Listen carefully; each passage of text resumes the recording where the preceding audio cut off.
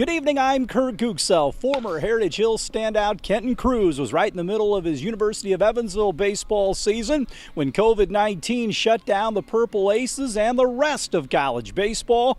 This summer, Cruz is taking part in the Collegiate Sandlot Series here at Huntingburg League Stadium.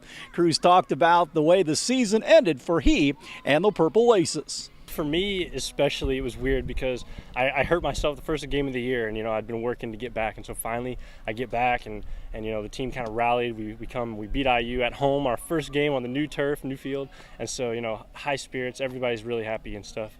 And then a couple days later we're getting ready for Purdue, and all of a sudden they're like, Purdue's not coming, and we're like, what? And they're like, baseball might be done this year.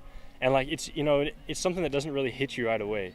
And looking around, there's a couple guys that are crying just because it's such a big deal and it's something that never happens. And then there's some people that we're just looking at each other like confused, just because when you put your whole life into this sport, and we're out here right now in the middle of the summer, it's however hot it is right now, we're out here playing baseball because it's what we love to do and it's what we have to do to get better. And then when they just tell you kind of like, sorry, it's over, then you're like, wow. And it definitely was one of the strangest things I've ever been involved in my life, because the whole world and the whole country are just kind of looking at each other like, what should we do? And so even Major League Baseball has no idea what's going to happen next. You guys had some big expectations, didn't you, for this season? Yeah, definitely. And we started out confident, and it didn't go exactly how we wanted to. But like I said, we kind of got the ball rolling. We were kind of feeling ourselves and getting into a groove, something that worked for us. And beating IU at home, first game on that field, was huge for us. And everybody, one of the coaches was crying. He's like, I'm just so proud of you guys for, we're getting this thing turned around, and we're going places this year. And all of a sudden, you just get hit by adversity, and you're like, gosh, it's just bad luck, I guess. But there's nothing you can really do about it except for, get back to work. Man, you've worked on that field at Bronze Stadium. You pulled that tarp every time it rained. How neat was it to finally get out there on that turf? Oh my gosh, that was the nicest thing in the world. There's nothing worse than, after a game you're tired and they're like, put the tarp on, and you're like, oh no. And so, it was a lot of work still for us doing the field. I think the day before we played IU, we were carrying the big wall paddings out there and building the field pretty much ourselves.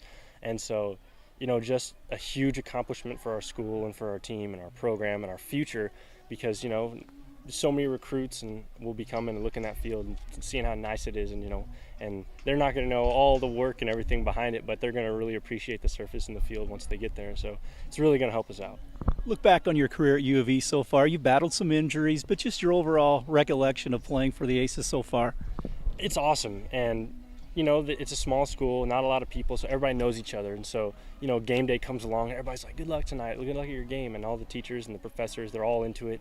And so, it's really awesome. It's a really good community, and it's great just knowing that everybody's got your back. And, there's nowhere else in the world I would rather go or rather be.